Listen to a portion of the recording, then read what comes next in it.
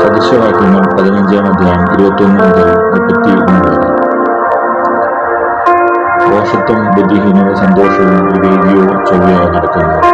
ആലോചനയില്ലാഞ്ഞാൽ ഉദ്ദേശങ്ങൾ സാധിക്കാതെ പോകുന്നു. ആലോചനക്കാരുടെ വ്യക്തിത്വത്താലോ അവ സാധിക്കുന്നു. താൻ പറയുന്ന ഉത്തരം ഹേതുവായി മനുഷ്യന് സന്തോഷം വരും. തക്ക സമയത്ത് പറയുന്ന വാക്ക് എത്ര മനോഹരം. ബുദ്ധിമാന്റെ ജീവയാത്ര മേലോട്ടാകുന്നു. കീഴെയുള്ള പാതാളത്തെ അവൻ ഒഴിഞ്ഞു പോകും. അഹങ്കാരിയുടെ വീടോ യഹോവ പൊളിച്ചു കളയും. വിധവയുടെ അത് അനുഭവിക്കും. ദുരുപായങ്ങൾ യഹോവയ്ക്ക് വെറുപ്പും ദയാവാക്ക് നിർമ്മലം. ദുരാഗ്രഹി തന്റെ ഭവനത്തെ വരയ്ക്കുന്നു.